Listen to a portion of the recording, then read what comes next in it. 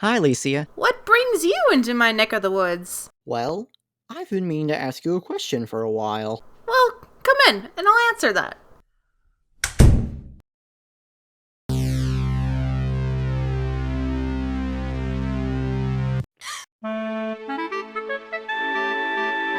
Okay, what is this question of yours? It's so weird to ask, but I've always wanted to know what fandom you are a part of. What fandom do you think I'm a part of? If I were to give you my honest answer, I'd say the furry fandom. I can see why you think that. I represent myself, my family, my friends as animals. I've been doing this since I was a preschooler because drawing humans was just so boring. It was much more fun having us as animals. I mean, I would get very tired of drawing this all the time. I admire many furry artists out there, and I admire many fursuits. But that's not a desire I've had or a community I wanted to be involved in. So, basically people classify me as a furry because of what I do, but I don't classify myself as a furry because I just don't feel connected or that dedicated to a persona. Okay then. Well, since you use a cat to represent yourself, what about the Warriors fandom? Have you seen my videos? Oh, right. Well, I'm out of guesses. It's a fandom that I've never really shared about here or back in the day when I was on other various social media. In fact, this may take others by surprise. The fandom that I am a part of has a character who has 6 small wheels, a short stumpy funnel, a short stumpy boiler, and a short stumpy dome. She's one of us! One of us, one of us. Wait a minute. You're not the typical Thomas fan. You've never mentioned Thomas or trains in anything before this, and I've never even seen a drawing of a locomotive from you. Why are you a Thomas fan? I never knew I was one until Rubel opened my eyes to it. I was like you. I loved Thomas as a child. My parents got me a VHS of various episodes from Thomas and Friends from seasons 1 to 3, and I loved watching that tape. I didn't watch much Shining Time Station, however, because I would only catch episodes when I was in hotels or other people's houses, and I never knew the name of the show, so I couldn't find it. I would replay that VHS tape so many times. However, being in a small school and community that I was in, I learned as a 9-year-old that Thomas is for babies, and I tried to stop watching Thomas. And I would for a couple years. And then I would find that tape again, and I would watch it again and love it, but then get reminded that Thomas was for babies and stop again. The last time I watched that tape was when I was around 14. The tape, unfortunately, was so worn it wouldn't play again. So I kind of forgot about Thomas for almost 10 years. It wasn't until I had some time at home off from work during summers after Robin and I married that I decided to watch Thomas again. Discovering all the episodes I never saw, I binged all the way to season 9. And it's definitely when I noticed a tone shift in season 8, but I tried to keep going. So this would happen on and off until Rubel was turning 2. I had begun to introduce him and try to give him some variety in his shows and not just watch the Wiggles all the time.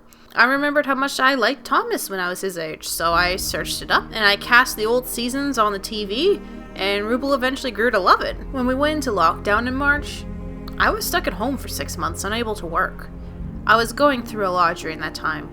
I didn't know I had ADHD, so I had a hard time staying productive while home, and then be hard on myself when I didn't succeed in doing that. I didn't know Rubel had autism, so I was finding it hard for us to bond, and I thought I was a bad parent because he wasn't talking like his peers or interacting with me like his peers. Not to mention, we couldn't do the things we'd usually do during the work days, so we watched a lot of TV to pass the time. Rubel and I began bonding over Thomas, and by the time May came around, I decided to look up the history behind Thomas. And it was through my research that I discovered the author of the original books Thomas is based on, Reverend Wilbert Awdry, author of the Railway series. I discovered how he even started the books, making up the stories for his son who, at Rubel's age, was sick with the measles. And Audrey's wife thought these stories could be actual books. It was Audrey himself that charmed me. He took kids seriously. He took their parents seriously. He did not dumb down anything in his books. He knew kids were smart. He was passionate about railways, especially during a time when the age of steam was dying off in the UK. He helped kickstart the preservation movement to save locomotives and railways from abandonment. He featured real railways and their locomotives in his books. Talleyrand Railway, the Bluebell Railway, Snowdon Mountain Railway, the Festiniog and Welsh Highland Railways, Ravenglass and Esco Railway, and the Dean Forest Railway. He featured real locomotives in his books, whether they were scrapped or preserved. His attention to detail in this world and the engines was remarkable, to the point where he and many illustrators had some difficulty working together. The engines were just that, engines. They wanted to be engines. They wanted to work. They didn't desire love or things that were impossible for them. They were engines who just happened to be able to talk and have personalities. He created a world so realistic that it could have been a real place. It wasn't magical. It wasn't fantastical. You could believe the island of Sodor was always here. And in a way, I saw a bit of me in Audrey. These are the worlds I'm attracted to in fantasy. Either a world so realistic that it could have been a part of my real world, or a world that is clearly fantastical but has deep and thoughtful world building that it transports you into another dimension where this world could truly exist. My attention to detail to reality is there. Look at all my animal characters. As I learned about color genetics in cats and dogs, I changed my characters to reflect these genes. Any kids that my friends or family have that have animal characters will have kids that reflect those genes in their parents. This is one of the reasons why I can't get into Warriors. The world isn't fantastical enough to be on its own separate world, and it's not realistic enough to be part of my world. And so I came to appreciate who Reverend Wilbert Awdry was, including his son Christopher Awdry, who continued the series for quite a while, and their passion and their dedication. Wilbert Awdry is the reason why I'm a Thomas fan. Well said, Licia. I'm glad to hear it's not just childhood nostalgia being the reason you're a fan. So, if you don't mind me asking, do you have any Thomas merch in your home? I thought you'd never ask. I got all Reverend Awdry's books for $20 because a daycare was closing down, and I happened to find them on Kijiji, which is basically the Canadian version of Craigslist. Unfortunately, I don't have Christopher Awdry's series because it was apparently cost $1,000 for import fees. I have both the wooden trains and the Trackmaster toys for Rubles to play with, and I have bought the book The Island of Sodor, Its People, History, and Railways on Kindle, but my most precious Thomas merch just arrived recently, and it's going to be as valuable as my first generation Beanie Baby. Here it is! Oh my gosh, Sodor reading between the lines? Where in the world did you find that? It is just amazing! I filmed myself unboxing it. Would you like to see it? Yes, please.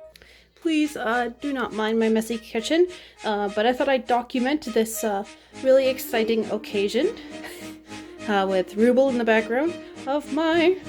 this is gonna be like my prized possession now. Let's go see if I can open it somehow with one hand.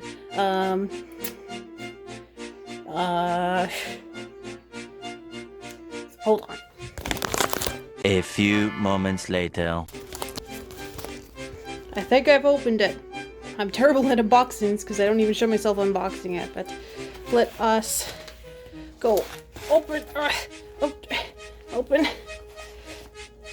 Open. Ugh. So bad at unboxings. Okay, hold on. 6.5 hours later. I just had to take this flap out. But let's go open it up and see. It is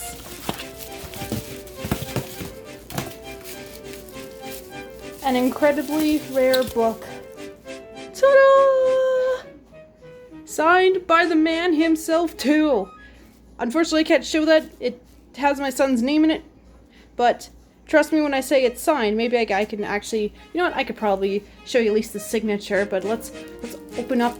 Can I open this up one-handed?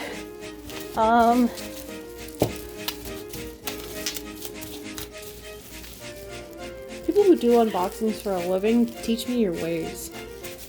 One eternity later. Okay, here we go. The official sign of the author. Da, da, da, da, da, da, da, da, da. From Christopher Audrey himself. I did pay a decent amount for this, so I'm very, very thankful. Anyways, that is Sodor reading between the lines. Yeah! Well, let me be the first to welcome you to the Thomas fandom. And you too, Ruble. I'm glad to be a part of it. Hey, thanks for listening to my confession of my fandom. I definitely want to thank Radford Division Railfan for lending his voice, and as a fellow Thomas fan, of course, he's more than happy to help out, and he is very much available for any project you have. Doesn't have to be Thomas. Like, he is willing to sing and voice act for you. So if you need a voice actor, send him a message, and yeah, I had a good time with him, and I'm sure you would too. Thanks for lending your voice, and I hope you guys have a good day.